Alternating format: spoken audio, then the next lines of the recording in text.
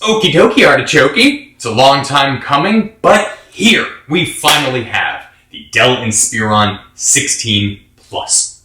This has been a computer that I have been looking forward to reviewing for a long time because the 16-inch form factor is my second favorite form factor to that of the 14-inch. And both Dell and Apple have been very aggressively releasing 14 and 16-inch computers. So what we want to find out today is if this Dell Inspiron 16 is any good, if it's better than the MacBook Pro, and if you should buy one yourself.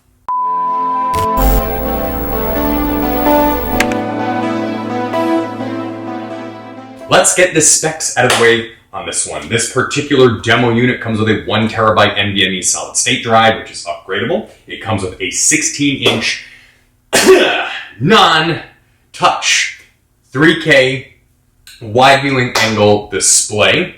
Sorry if that hurt the ears for anybody wearing headphones. Comes with a 11th generation i7 processor, 16 gigabytes of RAM, and that is 2 RAM slots in there, upgradable to 32. Really nice touch with Dell. I'm going to dive into that a little bit more later on. And then the Intel UHD graphics, and that is all packaged together in this beautiful mist blue aluminum chassis. Yes, this one is the mist blue version. I get a lot of people asking me about Dell's mist blue, and this one's mist blue. Anyway, all of that starts at about, this particular one was about $1,000 or so, but the Dell Inspiron 16 series starts at about $850.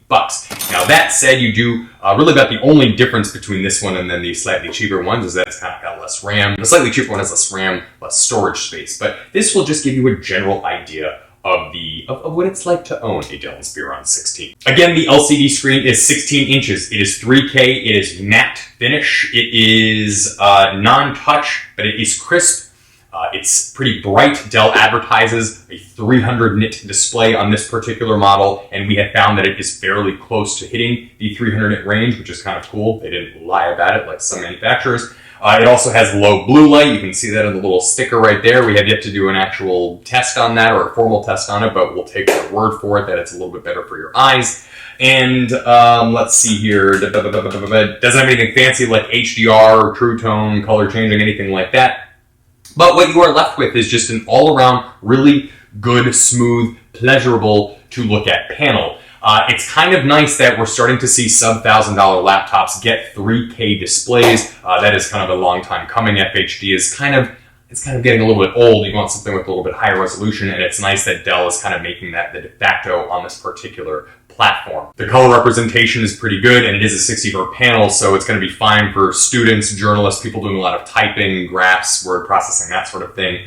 All in if you're like a college student sitting outside, working outside on the college campus, tons of office lights, direct sunlight by a window, this kind of thing. It's bright enough, it's crisp enough, you're going to have a very good viewing experience. We're going to go ahead and rate this panel an 8 out of 10. The reason why we didn't give it anything higher than that is because we feel like they could have given you maybe just a little bit more bang for your buck. You know, Dell advertises this thing as like a comfort viewing plus and all this other stuff. And again, it is a really good panel. We just would have liked to see something maybe just slightly better, especially for the money. Anyway, an 8 out of 10, still a respectable score. Let's talk about the speakers.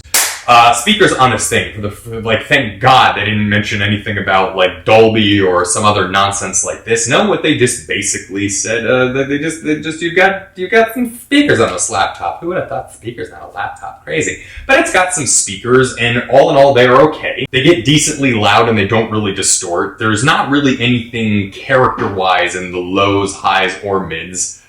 We kind of wish that, again, in that price point, they would have given you something a little bit beefier, a little bit more character, especially when you're going to compare this thing to the 16-inch MacBook Pro, which has the best sounding speakers a laptop has ever had. Kind of thought Dell could maybe have paid a little bit more attention to that. They didn't. That's okay. We're going to go ahead and rate these speakers something like about maybe like a 7 to an 8 out of 10. Again, they're good speakers. They're better than a lot of laptops, but maybe could have done with something a little bit more full-bodied, like speakers aged in an oak barrel for 3 years. Anyway, let's talk about the keyboard and the trackpad. Keyboard on this computer is very good. I got the same words per minute on this that I did on the Apple laptop. Things are sort of tactile and responsive, not maybe a little bit flexible, but all in fairly good to type on. Full-size keys, numpad on the right side, backlight as well. All in, you're going to have a very good typing experience. Again, it's accurate, it's responsive, it's got all that good stuff that somebody that's doing a lot of typing, such as a journalist or a college student, will need. Trackpad, same deal. I mean, this thing is massive. Huge trackpad, basically the size of my hand. Pressure points on it are like, when you push down on it, the clicks are maybe a little bit too firm for my taste, but multi-gesture, it's precise, goes where you want it to go. Excellent trackpad. We're going to go ahead and give the keyboard a 10 out of 10 and the trackpad a 9 out of 10. Really, they couldn't have done anything a whole lot better with the keyboard. It types, and it does good at that. And they did black keycaps. So thank you, Dell. Thank you for doing that instead of silver. And again, as far as the trackpad's concerned, just a great trackpad. Not quite as good as the Apple trackpad, hence the reason why it gets the 9 out of 10. But it's about as best of a trackpad as you're going to get on the PC platform. And they have this nice little sort of silver trim that Dell's more premium laptops have, and we just think that's just a nice little touch. It just kind of gives you, so again, it's like trim on a car. It just gives you a sort of premium feel. Why do I keep doing this with my hands? I want some spaghetti. Anyway, let's move along, shall we? Let's talk about the input and output on the Inspiron 16.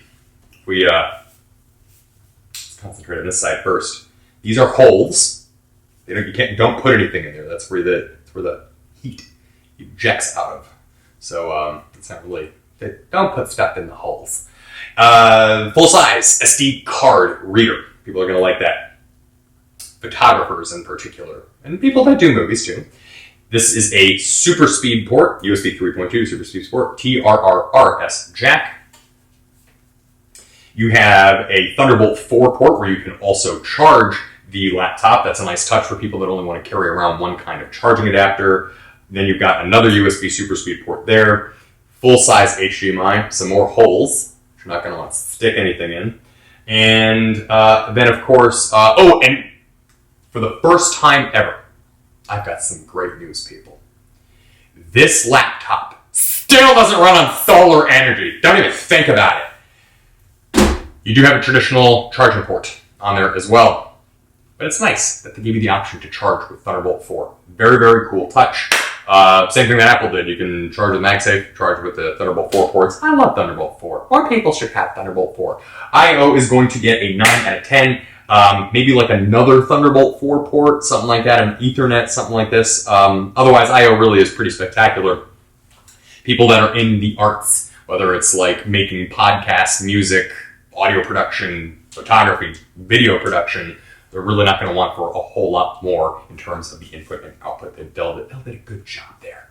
Now let's talk about the features on this computer. It comes with a 720p webcam, a little privacy shutter at the top there in case you want to not be on OnlyFans. And this is what the quality of that footage looks like now. This is the quality of the webcam on the Dell Inspiron 16 Plus. It is, it's right up there with all the other machine 720p cameras for office and socializing. It has a fingerprint scanner on it as well. It does not have a Windows Hello compatible camera. I'm finding that is not that popular, and most people don't really seem to care about it, but the fingerprint scanner works well enough. Wi-Fi 6 on this thing is kind of special. It's got the Wi-Fi 6 2x2 gigabit card. Basically what that means is that it can connect simultaneously. If you have a router that's compatible, it can connect simultaneously to dual bands, thus making your internet speed on this thing super, super quick. Basically, they didn't give you an Ethernet jack on this thing because, well, you don't really need it. If you want low latency, high internet speeds, just get a Wi-Fi 6 compatible router. This thing will do the trick. Bluetooth built in as well. As I said before, backlight on the keyboard, which is a nice touch. Low blue light blacking on the screen. And then the NVMe and RAM are upgradable on this computer, which I really, really like as well. That will make servicing it much easier, and also for the enthusiasts that want to give this thing a little bit more power later down the road, they can do that as well. Very nice touch there. As far as features are concerned, again, I guess really what more do you want? We're going to give the features a 9 out of 10 because it's getting to the point with computers where there's just not a whole lot that like 95% of users need beyond that. The whole sort of, if we have a problem with this computer, if any, it's that Dell didn't really do anything too special with it. It's a fantastic computer, but there's nothing that really like stands out above the rest of the stuff. Kind of like, I'll get into that. I'll get into that later. Hey guys, I'll get into that later. Let's move along to like mobility, shall we? Mobility on this thing, also pretty superb, par for the course for this machine. It's made out of aluminum. Nice materials. You take a beating. The frame on this can pop out, allowing you to replace the screen if you break it. I love that. You can't do that with MacBook Pros or HPs, even the Envy series. So again, Dell gave you a lot of really good serviceability. I guess that's more of a feature thing.